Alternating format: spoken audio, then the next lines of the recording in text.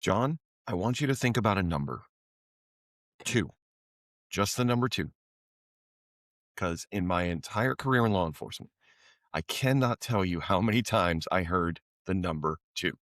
Always two, never one, Mm. never seven, two.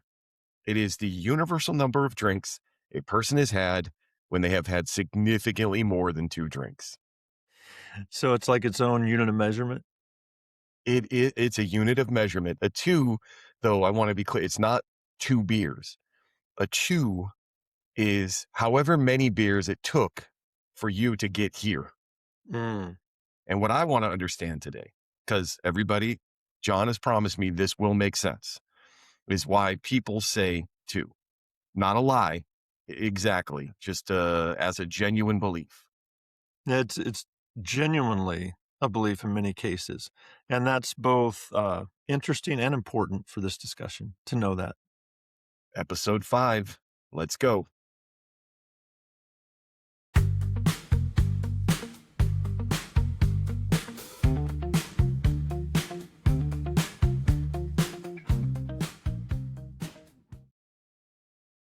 Welcome back to John Teaches Sean About His Brain. I'm John. I'm Sean, episode 5, and I have been looking forward to this one because I have years of material. Years. I have seen the field sobriety test perform in ways that defy description. I've heard explanations for impaired driving that were genuinely creative. And I have, on more than one occasion, been told with complete sincerity by someone who could barely stand up that they were, quote, totally fine to drive. And today I get to explain why they believe that. Oh, today John gets to explain why they believe that, which is going to make me feel simultaneously better and worse about this whole thing. Yeah, probably both. For anyone joining us, each episode this season, Sean tells us about a real call from his law enforcement career, and then I try to break down the psychology behind it. We've talked about hoarding disorder, gambling addiction, suicide, high conflict resolutions, and a mental health crisis. Today, we're doing something that touches almost everyone's life in some way because almost everyone either drinks, knows someone who drinks, or has been in a car with someone who maybe shouldn't have been driving. Which is a more universal experience than I think any of us would like to admit. Yeah, it is. Okay. DUI stop. Tell me about the two beers. Okay. So actually, I'm just gonna give you a composite here, like a greatest, kind of greatest hits of DUI stops, rather than one specific call. Okay, because Okay. the honest truth, at least in my experience, is that these calls follow a pattern so consistent that one story actually tells all of them. The details change, right? But the structure never does. Okay. So walk me through the structure. Okay. So it starts with driving, right? And here's the thing. And again, I speak in generalities. Anyone who's listening to this, and especially if it's a cop and they're like, "Well, I had a DUI in a parking lot with a guy." Okay, got it. But in order for us to get to the heart of this, I'm going to speak in generalities, right? So let's just say it starts with driving. And here's the thing about impaired driving that I find sometimes surprises people. Okay. It doesn't always look like you see in the movies. It's not always someone swerving dramatically across three lines in and out. Sometimes, most of the time, in my experience, it's subtle. Driving slower than the speed limit, too slow, braking a little bit late, the wide turn, it drifting just slightly over the fog line. So all of the brain is working hard to compensate and doing a pretty good job, but not a perfect job. And that imperfect job is visible if you know what you're looking for. The brain is trying to compensate. The brain is working overtime to maintain normal function, quote unquote normal function, or what we think normal function is. And then so it's the effort of that compensation that creates its own tell. So you got driving. So I pull someone over. I activate my emergency lights. They pull over. Usually fine. Sometimes in the way that they pull over, that's part of the tell. And then there's the window moment, right? So I exit my patrol vehicle. I approach the vehicle that I have stopped, and the window comes down. So they roll the window down, and I get that the first real actual data, the smell, the eyes, the quality of their attention, whether they reach for their license and registration smoothly or there's a whole production made out of it. So what does the window moment tell you specifically? Oh, well, I mean a lot. So again, the smell is the window comes down and there's this the smell is obvious. You can smell alcohol usually. And the idea that there's like this I don't know, I've heard it said in movies and TV, but also in real life that you can't smell vodka. Not true. You can smell vodka. But so that you get hit with this just smell of alcohol first, right?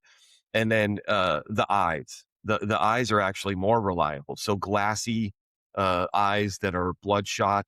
And then also now Sean's getting a little technical maybe, but alcohol in the body causes something in the eyes called nystagmus, and it's an involuntary jerking of the eye that if there's enough alcohol, it's visible. So even when everything else might seem under control, their eyes are jumping a little bit.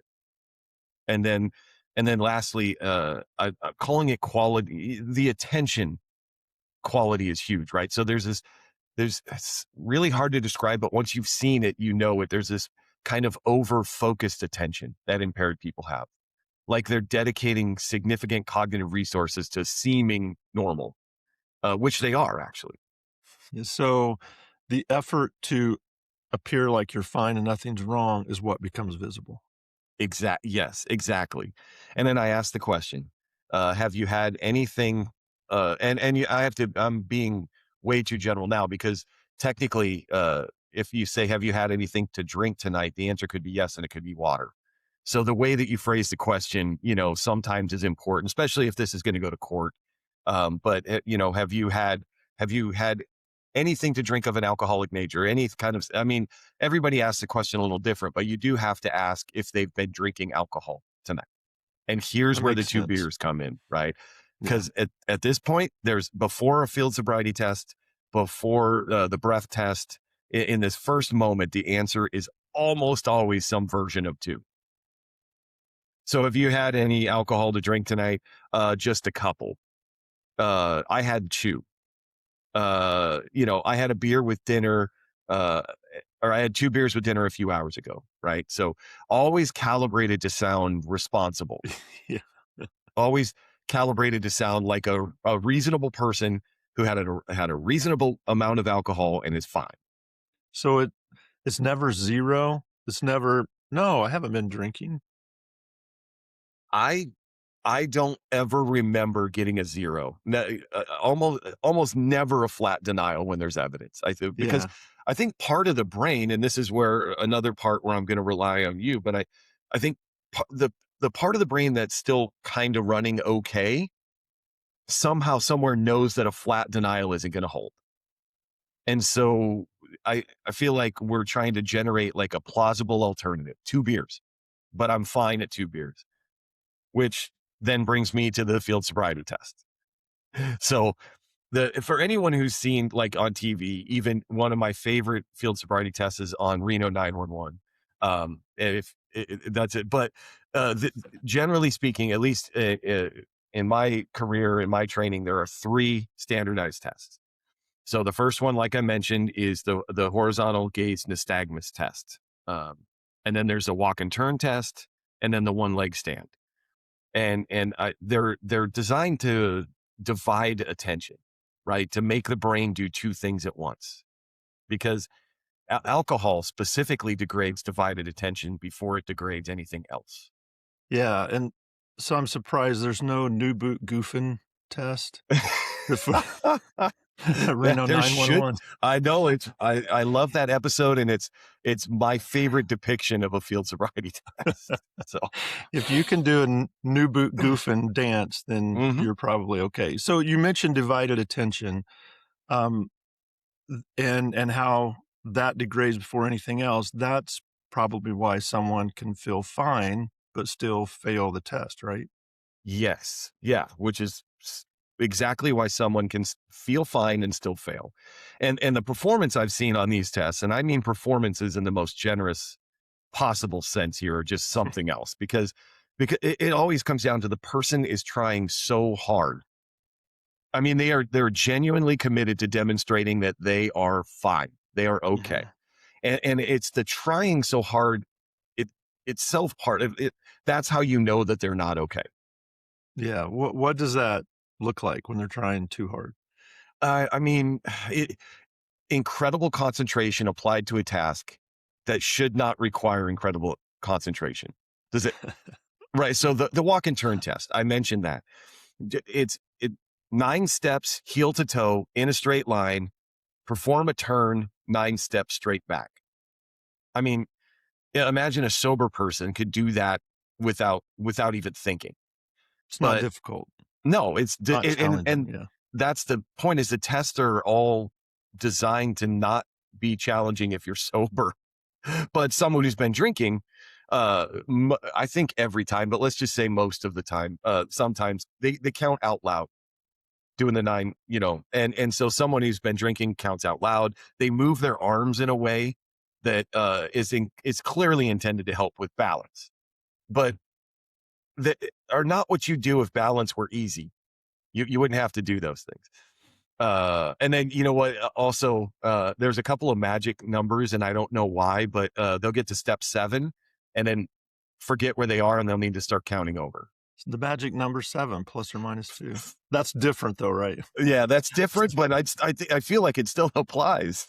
And then and then while they're doing the walk and turn, they will periodically kind of look at me with this expression, like I'm doing great, right? Like, uh, And then you have to keep a straight face?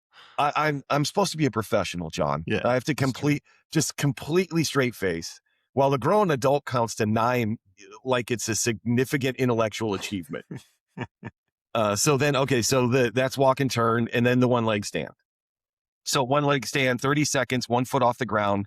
Look at the toes of your foot that's off the ground. Count to 10 by the thousands. 1,000, 2, 1,000. Or sorry, 30 seconds. Count to 30. And then so sometimes, not always, but sometimes there's a point somewhere around 1,004. So 4 is the magic number here. Okay. 1,004, where the person very slowly, very gradually, like a tall building deciding to become a shorter building, just leans. And then they catch themselves, and then they look at me with another look that says, I'm fine. I'm fine. I'm fine. This is Uh, leaning is normal. yep. I'm Well, all well, good. It's all good I'm here. good. Hey, and it's different. So I honestly, and these are only my personal experiences. I just don't, but on the walk and turn, the look is always like, I am so good at this. I'm doing great. On this, them standing there with their foot in the air, the one leg stand, the look is almost like I'm fine. Like they're trying to convince me that Yes. what I just saw doesn't mean what I think it means. Don't worry about the lean. I'm fine. It's all good. I'm doing great. Part of the So plan. while standing at like approximately a 15-degree angle from vertical, totally fine. Is there more? That's the look, right? And here's what gets me. And this is the part I genuinely couldn't explain at the time. They're not performing. This is not Mm, this is not acting. That hmm, I believe that they believe it. That I'm fine is sincere. mhm. And that's what I wanted. That's the thing I need you to explain, because it always struck me as the strangest part of the whole interaction, right? Yep. So, well, okay, after the field sobriety test, Okay. depending on if I have enough indicators. So there's the way that we're trained, the way that we document this is you're looking for certain things. And so if you get enough of those things, then we get to the breath test. Now, we're not going to another location. This is a portable breath test that we carry in our vehicle. And so you get it set up, and they're going to blow into this tube, and it's going to give you a number, and that is their blood alcohol content. And so this is where the 2 beers meets its end, because the breath test does not care about 2 beers. Nope. The machine is going to give me a number, and that number is usually, at this point, not 2 beers. This is just science now at this point. No It, acting, no convincing. This is yep. science. So, what's the typical reaction you see when the number comes up? Surprise. It genuine surprise. Yeah. Not all the time. Some people know exactly where they are, and the surprise is theater. That part's Yeah. acting. Okay. But a meaningful portion of people see that number and are actually taken aback. Like the machine must be wrong. Like there's been some kind of error that can't be right. I only had, and then they stop because now here's the other fact. This is why I wanted to talk to you about this because they're to me, fascinating to me. Maybe that's the wrong word, but human behavior. When I see enough people do the same thing, Mhm. I'm fascinated by why we do the things that we do, right? But so they blow in the tube. We're waiting a couple of seconds. The number comes up, and I show them the number, and I can see after the surprise they start doing math in real time while I'm looking at them. That's that's the math they probably should have done earlier, but didn't when they said 2 beers? Not, I don't want to cast judgment on people, but what you just said is exactly that math didn't happen earlier, or happened and came out wrong. Yeah. And I've had people after seeing the number sort of slowly reconstruct the evening out loud. It it's almost like I'm not there for a Yeah. moment. And it's like, well, I had 2 beers at dinner. Oh, and then a couple more at the bar. Oh, and I had that shot. I mean, they're out loud kind of recounting and then I had a shot at some point, I think. And, Mhm. and you watch the numbers slowly start making sense to them in a way that it clearly didn't 2 hours ago or whatever they got in the car. That math didn't math. They didn't Yeah, and have that. and alcohol's been metabolizing this whole time, so that number probably isn't a surprise to their liver like it is to them when they hear it, but it is a surprise to their assessment of the situation. I believe that, yeah. That's the whole thing. The body knew, the breath test confirmed it. The brain, specifically the part of the brain, you have taught me some things. And I think I have this part down, but it's very basic. But the part of the brain that's responsible for assessing the situation was the one that was wrong. And that's what I want to get to the heart. That's what I want to understand better. Okay. So so here's the thing I wanna say right at the top of this because this really matters. When somebody says, "I only had 2 beers," when obviously they haven't, that's not always a lie. That's maybe sometimes the genuinely unsettling part of this is the brain that's impaired is also the brain that's doing the assessment of whether it's impaired. And it's not a reliable instrument at that task. So let me explain why. Alcohol is a central nervous system depressant. So you've probably heard that. That's I've everybody heard kind of that. knows that. It's a Yeah. depressant. It's not a Yeah. stimulant. And what that means practically is that it slows down neural communication. That's the signals between neurons move less efficiently, and then certain brain regions get more affected than others. And the order in which they get affected is what's really important. Okay. Okay. So two things happening at the same time. Yeah. So the prefrontal cortex, which is the part of the brain responsible for executive function, things like planning, judgment, impulse control, self monitoring. That last one's the key for what we're talking about Self-monitoring. today. Self monitoring is how you assess your own state. It's how you answer the question, am I okay right now? And it's one of the first things that alcohol degrades. Mm, okay. So here's something I want to say right up front because it may be the most controversial part of this episode. Oh, I want to put it on the table. When a person says, I only had 2 beers, they may generally think that they're telling the truth. So it can be a sincere, confidently held, but completely inaccurate belief that they have about their capabilities and about their math of what they've had. So that's one hmm of the main takeaways today. And The reason it can be sincere is what gets at the heart of this episode. It's that the brain that's doing the drinking is also the brain that's assessing whether it's okay to drive. And alcohol degrades that assessment before almost anything else. So that means that the instrument that's measuring its own malfunction is the one that's telling you how many beers it's had. So, Mhm. so let me take that apart piece by piece if I can. Okay. Um, I want to start with the pharmacology of this because the behavior only makes sense once you can see what alcohol is doing at the neural level down where the brain cells communicate with each other. Okay, so alcohol is a central nervous system depressant. You've probably heard that before. Yep. And what Yeah. that means is that alcohol acts on two of the brain's master systems at the same time and pushes both of them towards shutting things down. The first is GABA. That's the brain's primary inhibitory neurotransmitter. It's the system whose job is to make neurons less likely to fire. So that's the inhibition side. Your brain fires or it doesn't fire. That's excitatory or inhibitory. Mm. So alcohol potentiates the main GABA receptor, meaning um, it helps the inhibitory signal become even more effective, would be a good way to say it. So the brakes that the brain has a set of brakes that it can put on. That's the inhibition system. So those brakes become more sensitive. And then the second system is glutamate, and its key receptors is the NMDA receptor. It's the excitatory part of the brain. It's the accelerator, so to speak. So alcohol blocks those NMDA receptors, which is like taking your foot off of the accelerator. So at the very same time that it's sensitizing the brakes to slow things down, it's also taking its foot off the accelerator, which is why it's a depressant. Brakes amplified, accelerator dampened simultaneously.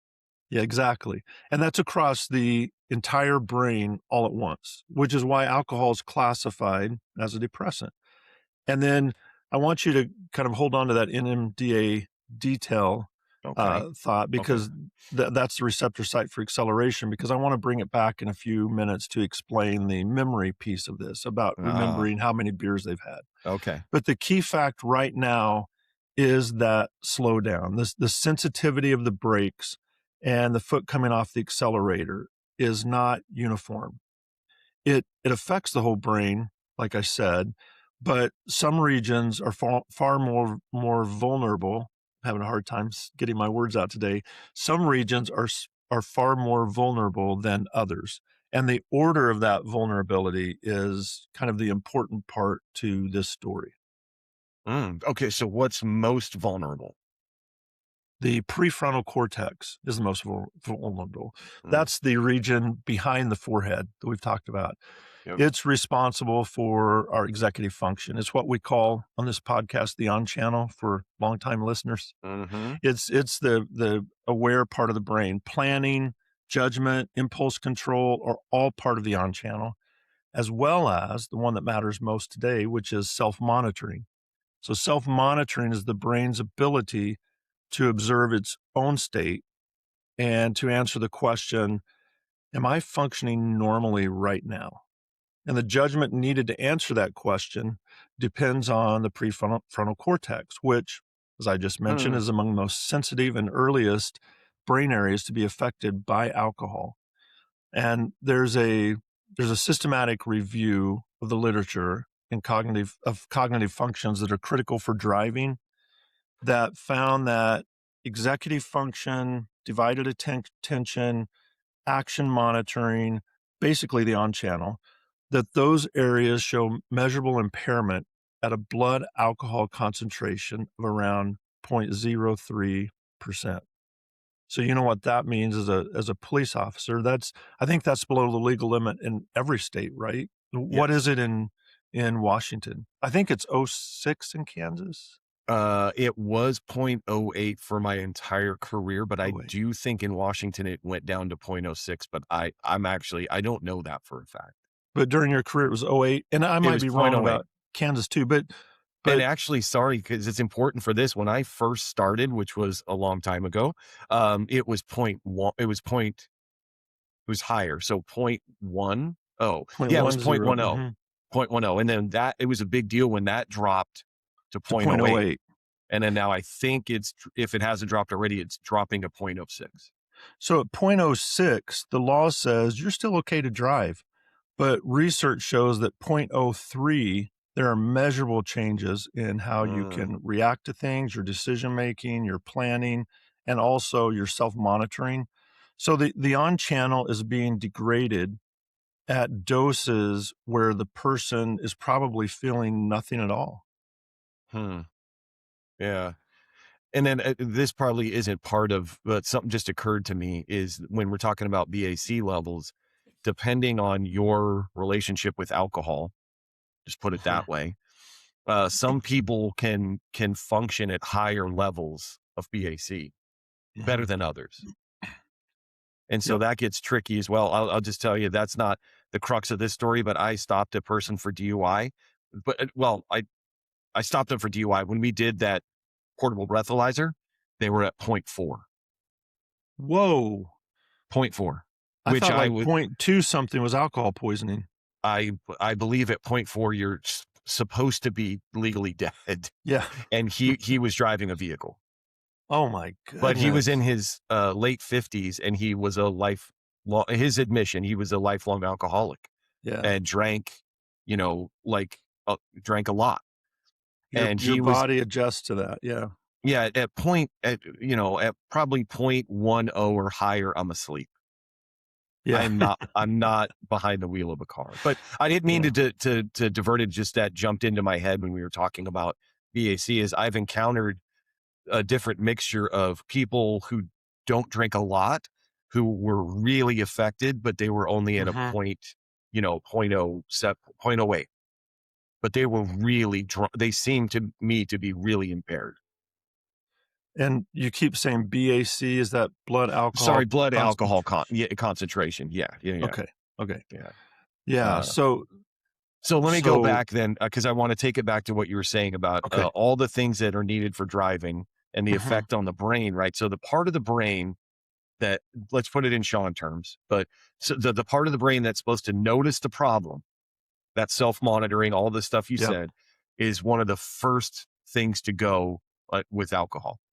Yeah, and that's the architecture, and it produces a genuinely vicious design feature, which is that the impairment of self-monitoring is itself unmonitored. So there's no alert that your alert system is down. You don't get that alert like, careful, your alert system isn't functioning properly. There's no alert that tells you that. So the part of your brain that detects the problem is the part that's compromised. So Mhm. someone can sit at a blood alcohol level where their judgment and divided attention are measurably degraded, and they can report with total sincerity that they feel fine. And that's because that feeling of fine is being generated by the same neural machinery that's malfunctioning. So it's not Mm, giving them a clear picture. yeah. Okay. So that's the real flaw here. Yeah, and it's structural too, and it's compounded by something called alcohol myopia. That term came about in a 1990 paper, I believe, from Steele and Josephs. But the finding is that alcohol narrows your scope of attention. So when you're intoxicated, you process the most immediate salient cues in your environment, and then you lose the more distant or abstract ones that you can normally pay attention to. So Mm, there are eye tracking studies of intoxicated drivers showing they literally restrict their gaze toward just the center field of vision. They stop scanning, they stop paying attention to their periphery. So in a bar, let's say, where before they get in their car, in a mhm, bar, the salient cues are things like warmth, the company they're keeping, the people they're visiting with, the sense that they have that the night is going great. Those are all vivid and present. But the abstract question, will I be able to safely operate my vehicle in 20 minutes? That's the kind of distant, low salient consideration that alcohol myopia kind of pushes out of frame so that you're not even thinking about that or considering. You're not even thinking, is what I'm doing now going to affect how I operate that 2-ton vehicle in 20 minutes from now? The good feeling is right in front of you. That's center Mhm. of the visual field, and then the risk is off in the distance, Yeah, not paying and attention to that. exactly. And alcohol shrinks the field of view to whatever's directly in front of you, literally in the eye movement data, and then also figuratively in Mm, decision making. mhm, So mm. that's kind of the first part, explaining some of the things that alcohol does to the brain, but that's not the whole story. There are several mechanisms here that I want to work through, and there's 3 specifically that I want to mention. And together, I think these 3 can help explain the 2 beers answer that you normally got. Okay, so there's more. Good, that's good, and we're gonna go over 3 of them. Got it. So layer 1, what's the first one? Okay, yeah, there's definitely more. So we'll start with Okay. layer 1, which is encoding. This is where NMDA receptor that I told you about comes Mhm. back. Remember, it's the receptor the excitatory glutamate system uses. Um, Alcohol blocks this receptor type, which is like taking your foot off the accelerator. And here's what that does to memory. So, forming a new long term memory depends on a process called long term potentiation. I know that's a hard, a tough term maybe when you hear it for the first time. LTP is what it's called sometimes, but long term Long potentiation mm, runs through the NMDA receptor, and that's a receptor that alcohol blocks. So remember, that's how you form memories is with LTP, and that runs through this receptor that's being blocked. So as the night goes on, and as your blood alcohol rises, the brain gets progressively worse at recording what's happening. So it doesn't get worse at retrieving what's already stored, but at recording the present. And so this is the same mechanism that when you get to higher doses produces the alcohol blackout, where a person is awake and talking to you and they're conversational, but they're not recording any new memories. They're not laying down any new memory traces at all. So later, they don't have a memory of that time. They'll say, it's just like I blacked out. Like I blacked out at this point. And if you were with them, you're going, no, you were still telling jokes. We were still having fun.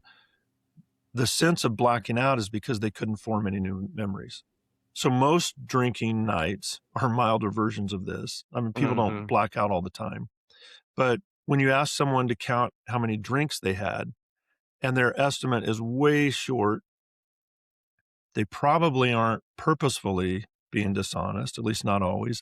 They're probably reporting the memories that they have, and then the record's just incomplete. So they remember those first couple of drinks pretty well, but then they start memories are recorded less and less accurately after that. So it's an incomplete way that they can detect how many they've had because you can't retrieve a memory that hasn't been recorded.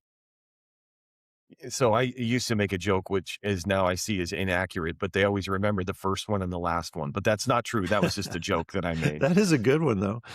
But Yeah. what's interesting here is I think, and I'm only speaking for myself, but I think maybe the listeners, we've all heard the term blackout drunk Mhm, before, mhm.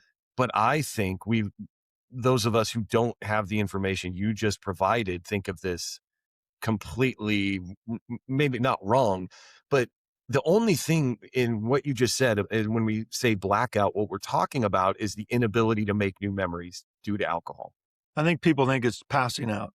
That's what I think a lot of people think, Yeah. either passing out or different mechanisms in the brain that aren't working. But what we're talking about is you can still be relatively fine, have conversations. All these things are happening. You're just not recording any new memories about all that stuff. Yeah, that's That's exactly right. so when you wake up in the morning and you've had too much to drink the night before and you can't remember the things that happened, you Mhm. actually didn't. The only thing is you didn't record any of the information. You didn't make any memories during that time. Yeah, and sometimes people do pass out from being Yeah, too yeah, drunk. yeah. So that's not that that doesn't happen, but a lot of times when they said, "I don't remember any, I blacked out," it's not that they passed out, it's just that their brain stopped forming memories because those NMDA receptors that normally are active during the memory formation process, you've had enough alcohol at this point, there's enough alcohol in your blood that those receptor sites in your brain are being blocked, and so Yeah. you're just not forming new memories at that point. Yeah, so they remember the 2 drinks that got recorded. Yep, that's right, and so, Hmm. I mean, that's probably right most of the time. So Yeah. everything else registered as an ordinary, unremarkable evening, nothing else was flagged, nothing was out of field, it's just they just couldn't record that, so they missed all of that information, they just Mhm. remember those first drinks, and Yeah. that's layer 1, which is encoding. Layer Okay. 2 is retrieval, and there's a well-established effect called state-dependent memory, and that just means that we recall information more easily when we're in the same physiological or environmental state that we were in when we encoded it. And then there's been a ton of really interesting studies. This was always when I was teaching college students, this was always one of the things that really fascinated them. I would have like 100 questions around this idea because if you put people, just putting somebody in a certain room to study, like their dorm room, Mhm. and then they go into a classroom to take their exam, they would do better if they could take their exam in their dorm room, not because they would have books to cheat, but because that's where they studied. So if they go, I would tell them, Oh. if a test is coming up and you really want, come of an evening when the classes are empty and sit in the classroom in the spot you're going to sit in when you take the exam and study there because then you'll do Oh. better. And Yeah. it yeah, and it's even shown, there's studies like if there it gets really strange, but they'll have people put on a snorkel suit and go study underwater, like 12 foot deep in a pool, and then have them take the exam, have half the group take the exam out of the pool on land without a snorkel, and then or I guess it wouldn't be snorkel, that's when you're at the surface level, right? But what's it Yeah. called when you have the full tank, Scuba. the oxygen tank and all of that? So Yeah, scuba. you go scuba down at the bottom and study. If you can also take the test 12 foot deep in the pool, you score better than if you take it on land somewhere. So it's this weird thing that our brain does because we've talked about this before. Your brain, your non-conscious back channel brain doesn't just record what you think it should. It records everything else in the area. So it records Right, the right. the setting, the room, all these different things. And research has also showed that uh, if you study when you're intoxicated, you perform better if you're also intoxicated at test time. So, Oh, so what there was a oh, no, I shouldn't have brought it up 'cause it just but there was a movie where, like, a group of 3 people or whatever, they were drunk and they hid something, or they drew what was it? But then they I know decided where this that is the going. I best don't know the movie, but I it's in a movie and somebody can shout it out in the comments, but or I can look it up. But anyway, they decided that in order to figure out this thing, they needed to get back to the state that they were in. yeah, So they knew if they got drunk, they could figure it they out. could figure it out. They Sorry. would be better Yes. at it. That's for sure. And so Yes. students love that part. Like, oh, I'm gonna have a few drinks before my test. And I'm like, no, I'll study drunk and then take. And I said, no, if you study drunk, you'll do better if you're drunk, but you'll still do poorly. Yeah. to Yeah. to perform the best, you need to be sober when you study and sober when you test, and it would be good if you could test in the room if you could study in the room you're gonna test in. But And that anyway, part's interesting though, telling students to study in the seat they're gonna take the test in. and a lot of students started doing that. That's a Yeah. great yeah, that's great. So Okay. so in the case we're talking about, Yes. the person that was drinking, they were encoding their memories in a warm, loud social room, and that's where they got intoxicated. But now so that's the study period. Now they're being tested. They're being asked for an accounting of their drinking on a dark, cold roadside under acute stress with a compromised prefrontal cortex trying to run the search. So that is basically the worst case retrieval condition you could put yourself Mhm. in if you've had drinks in a nice, warm, friendly bar and then you're in that situation. So even the memories that did get stored are much harder to reach in that exact moment under those conditions. Yeah, okay, so they're trying to retrieve a warm bar from a cold roadside. Yeah, that's right. And with downgraded retrieval hardware Uh, because it's not functioning properly. yeah, And yeah. then layer 3 is rationalization, which is the most human layer of all. If you remember Mhm. the prefrontal cortex, when we talk about the on channel, it is the master storyteller. It's always trying to make sense of the world and your actions within that world by creating a rational, reasonable story about what is happening and why it's happening. So even when you're impaired, your on channel is still trying to do its core job, which is building a coherent story. And Mhm. it's working backward from a conclusion it's already reached. So the conclusion is, and it's that feeling you have because your brain gives you that feeling that I'm fine, I'm okay to drive home. That feeling gets there first. And that's generated by, your brain's self-assessment. So then the brain has to assemble, your on channel has to assemble the evidence to fit that conclusion. And the evidence is I'm fine. So I mean the conclusion is I'm fine. So the evidence is I only had a couple of drinks. Mm, And I ah, would say that most of the time when people say that, that's not a deliberate fabrication. I would say most of the time it's the mhm. mind reverse engineering a justification for what the brain has already concluded or that they feel fine. So we all do a version of this, even when we're sober. It's called motivated reasoning, but alcohol removes that prefrontal check that would normally catch it. So, okay, so the conclusion comes first, and then the evidence gets constructed and recruited to fit the conclusion.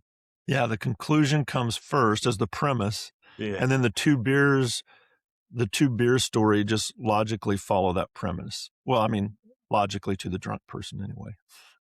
But But I want to come back real quick, if I can, to divided attention because you Okay. mentioned that about the purpose for the sobriety test, and Mhm. it's kind of a thread that ties all of this together in the field. Um, Driving is cognitively a divided attention task. So you're tracking things like your lane position, you're monitoring your speed, you're scanning your mirrors, seeing what other vehicles are around you, you're anticipating what other drivers will do. You're reading signs.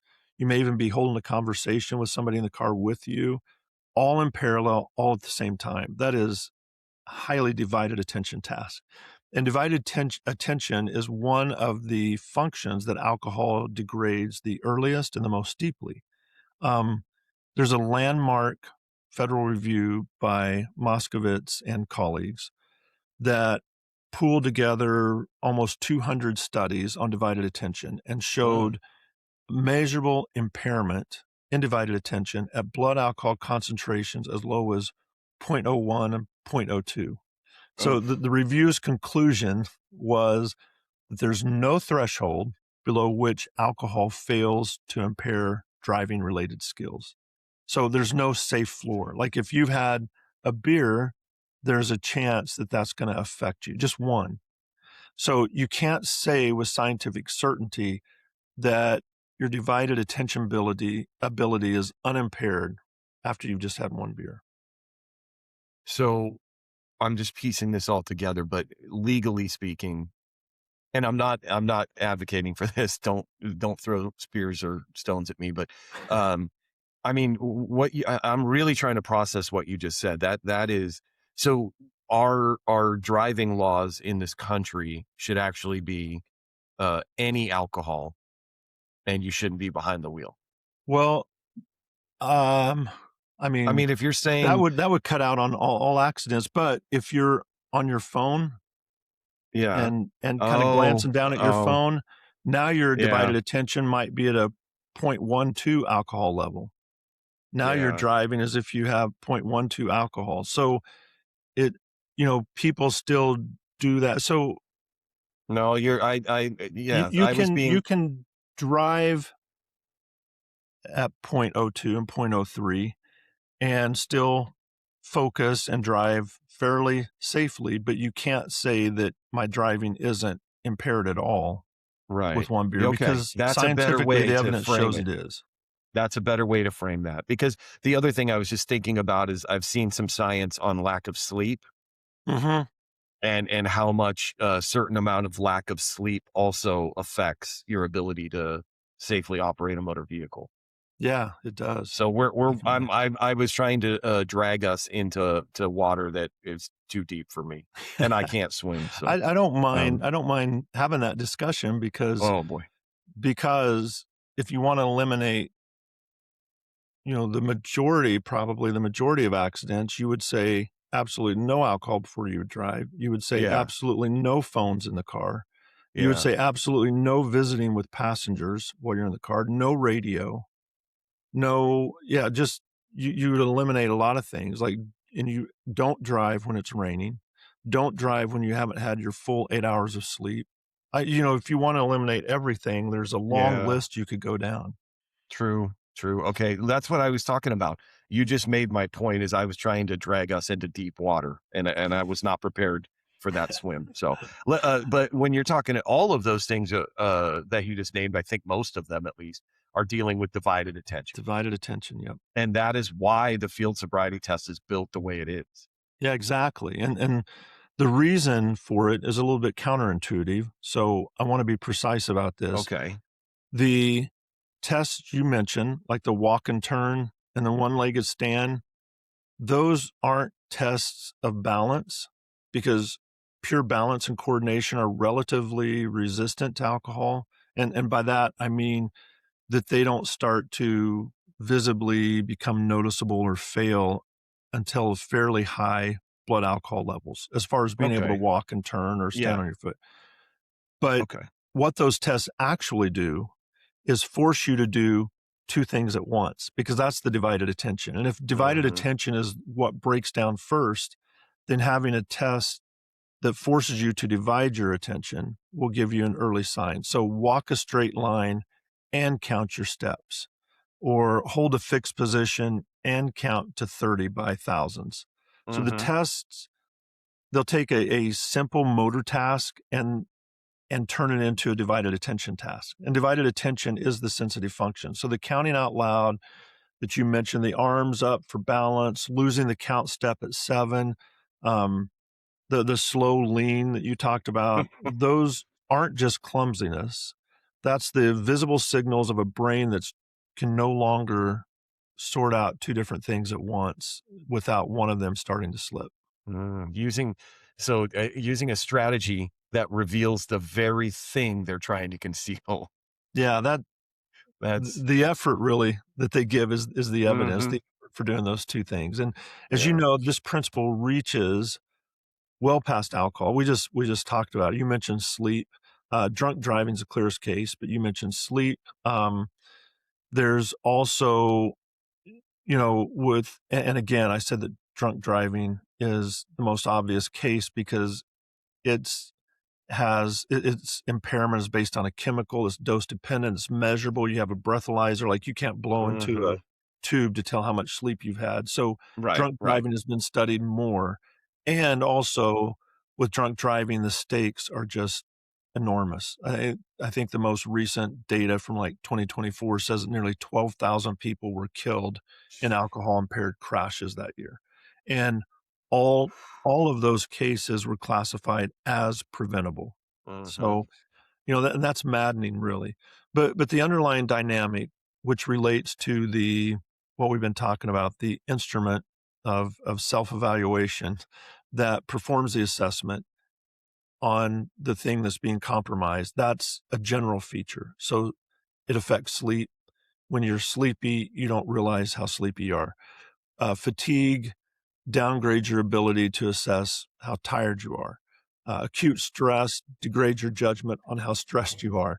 Strong emotions uh, degrade your ability to read how rational you're being at that moment. And in all these cases, the measuring device and the thing that's being measured are the same system. And when that system goes down, the measurement itself is the first thing to go down with it. So, you could say it's a general feature of just how the mind works. Yeah, it's a general feature. So we are unreliable narrators of our own internal states. This is what we should kind of take from this. And we That's are what I'm taking from this. Yeah. and my wife would be the first to agree with that. And we're least reliable precisely when those states that we're trying to evaluate have been compromised in some way, which is exactly the moment accuracy matters the most, and that's when we're Y the least accurate. yeah, So yeah. the same question I ask you every week, Oh, does knowing this change how you think about those it DUI calls you were on? very much so, yes. But in a specific direction, because I think I think I had 2 categories for DUI stops. Mhm, People who knew they were impaired and drove anyway, mhm, and people who somehow didn't know how impaired mm, they were. And mm, I'm being honest, I think I was real skeptical of that second category. Like, mhm. how do you not know? You had the drinks, you're in the car. How is not knowing sincere? And now? Now I understand better that I think I could the not knowing is a symptom of the same thing I'm arresting you for. Yeah. That's the mechanism itself. The impairment that made you unsafe to drive is the same impairment that made you unable to accurately assess whether or not you were safe to drive, Mhm. which is not an excuse. You still drove. The consequences are still real, but the psychology is genuinely different from deciding just not to care. Yeah, and that distinction matters most for prevention. So if you think about the standard public health messages out there is know your limit or don't drive if you've had too much. By Mhm. the way, those aren't public service announcements? Are those like the beer No, companies' logos?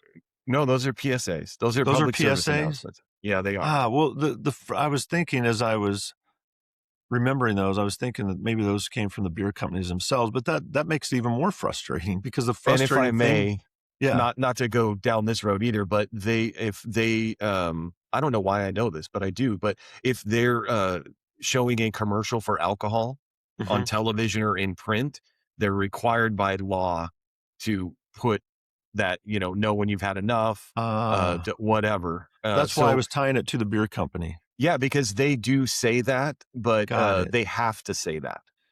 Got it. Okay. Well, that So makes sense. showing an ad during the Super Bowl for alcohol, they're required by law to put something in there about be responsible, no, all Know that your nonsense. limit. So yeah, yeah, yeah, Well, that's even more frustrating yeah. because that advice is asking the impaired brain to perform the one assessment that it's least equipped to make. It hands the safety decision off to the part of the brain that alcohol takes. It's the first thing that alcohol takes offline, where it can't answer that question. So there's a piece of evidence, another piece of evidence here that makes the case better than anything I could say. There's this randomized trial called the SAFE trial. Have you heard of that? It's Safe? it's it's where No. social drinkers, it's people will go around and do this and Okay. then report the results, but it's where social drinkers are asked to estimate their own level of intoxication and whether they are at this point fit to drive. And Okay. somewhere between 40 and 50% of the participants exceed the legal driving limit while believing they were under it and okay to drive. And the legal driving limit being like point oh 0.06 or point oh 0.08. So Mhm. they'll ask them the question, then they'll give them a breathalyzer, and 40 to 50% of the people fail to understand where they are and think they can drive when they shouldn't be driving legally. So roughly half the room are wrong about the single thing that matters the most in the direction that gets people killed. Half. Yeah. And there's something that makes it worse. There's a phenomenon called the Melanbea test effect that was first described, I think, in the early 1900s, and it's been Oh, replicated many, many times since. So it was came out early, but people still replicate it because it's really a good test. But shows that at an identical blood level concentration, and by the way, in the early 1900s, they were drawing blood to find this out. Now you can do Oh, breathalyzers, which is much easier. yeah.